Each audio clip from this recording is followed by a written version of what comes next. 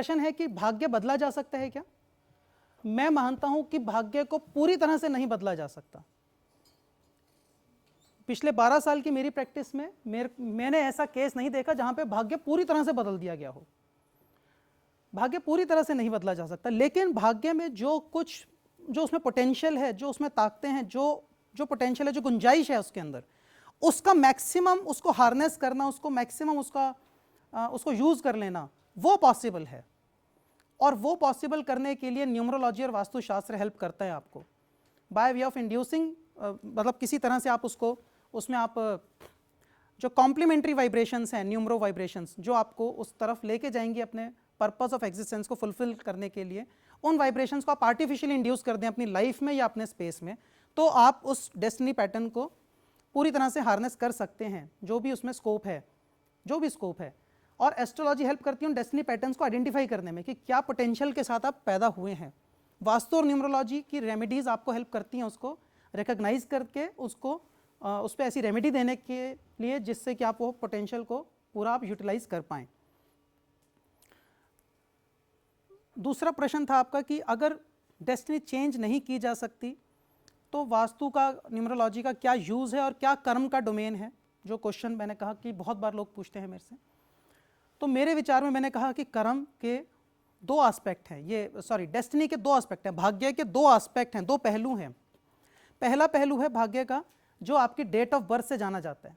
Date of birth, time of birth, place of birth, ये तीन चीज़ें मिलके आपका जो भाग्य है वो बताती हैं कि इस भाग्य में क्या ताकतों के साथ, क्या वीकनेसेस के साथ आप पैदा हुए हैं।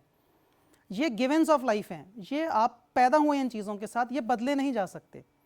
गिवेंस ऑफ लाइफ होते हैं जिनको आप जिनको बदल नहीं सकते, ये हैं, you just have to accept them. आपको सिर्फ उनको स्वीकार करना है कि ये तो ऐसा ही है, ये नहीं बदलेगा। ठीक, ये आपकी बाय डिफ़ॉल्ट डेस्टिनी है, ये भाग्य है, इसको नहीं बदला जा सकता।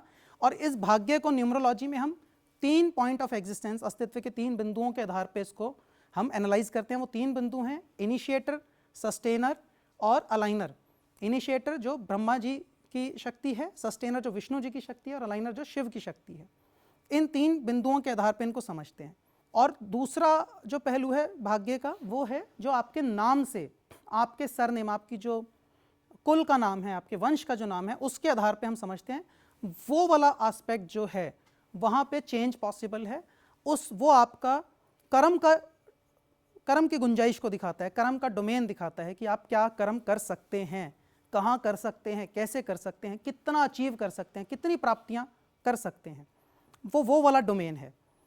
इसको मैंने आपको एग्जाम्पल देके बताया कि अगर ये आप अपना सस्टेनर नंबर, आपका जो टैलेंट नंबर है, आपका जो नाम से हम टैलेंट नंबर कैलकुलेट करते हैं, अभी आपने सीखा, अगर आपने अपना टैलेंट नंबर को अपने सस्टेनर नंबर के साथ अलाइन कर दिया है तो आपने अपने पर्पस ऑफ एग्जिस्टेंस को फुलफिल करने की तरफ चलना शुरू कर दिया है।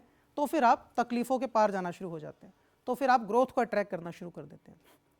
मैंने एग्जाम्पल दिया कि कोई बच्चा है, मान लीजिए उसका पर्पस ऑफ एग्जिस्टेंस जो है, उसका जो जन्म हुआ है वो इसलिए हुआ है कि वो, मान लीजिए कि वो रियल एस्टेट डेवलपर बने, वो उस फील्ड में जाएं, लेकिन वो समहाउ एजुकेशन स्ट्रीम सेलेक्ट करते समय इंजीनियरिंग को सिलेक्ट कर लेते हैं। क्यों कर लेते हैं इंजीनियरिंग को सिलेक्ट? क्योंकि हो सकता है उनके कॉस्मिक नंबर, जो उनका नाम की स्पेलिंग है वो इनअप्रोप्रिएट हो, उनके घर के अंदर कुछ इनअप्रोप्रिएट प्लेसमेंट्स हो ऑब्जेक्ट्स की या उनके कलर्स की या एक्टिविटीज़ की, गलत प्लेसमेंट हो जिसके कारण उनका मन वैसा बन गया, उनको वो रुझान आ गया। और उसका रुझान का मेन कारण है कॉस्मिक नंबर, मन है ना कॉस्मिक नंबर।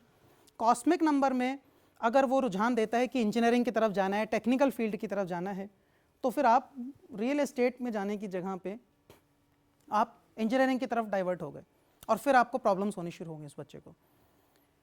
अगर हम उनके नाम की स्पेलिंग ठीक कर दें या हम उनकी प्लेसमेंट, जो इनअप्रोप्रिएट प्लेसमेंट है जिसके भी कारण प्रॉब्लम है जो हमें दिखती है, उसको अगर हम ठीक कर दें तो हम उसको करेक्ट कर सकते हैं, उन चीज़ों को अवॉइड कर सकते हैं या उन्हें करेक्ट कर सकते हैं।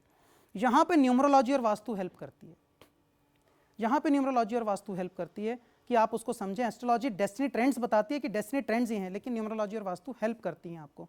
आप कोई कॉम्प्लीमेंट्री वाइब्रेशन को ज़बरदस्ती आर्टिफिशियली अपने मन से वहाँ पे इंड्यूस कर सकते हैं, उनकी नाम की स्पेलिंग में, उनकी लाइफ में, उनके घर में, और अब उस चीज़ को करेक्ट कर सकते हैं, उस डेविएटिंग ट्रेंड को हटा सकते हैं।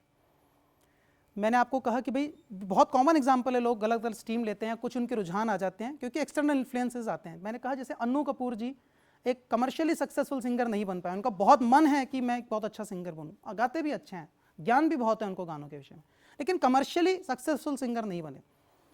Annu Malik ji commercially successful singer नहीं बने, प्रयास उन्होंने किया, वह सबके सामने है, लेकिन ऐसे हिट नहीं हुए जैसे एक दूसरे अलका याग्निक हैं या उदित नारायण हैं, दूसरे जो सिंगर्स हैं, सुनिधि चौहान है, सब लोग हैं।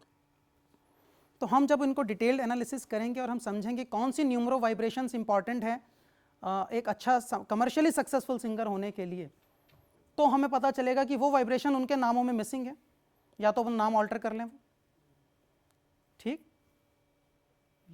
और अभी तक नहीं किया तो शायद ये डेस्टिनी का पार्ट है, ठीक। तो स्कोप ऑफ चेंज वहां पर है जहां पे हम उनके नामों को ऑल्टर कर सकते हैं या हम घर की प्लेसमेंट को ऑल्टर कर सकते हैं, डिजायर्ड इफेक्ट क्रिएट करने के लिए, desired inclination of mind create करने के लिए।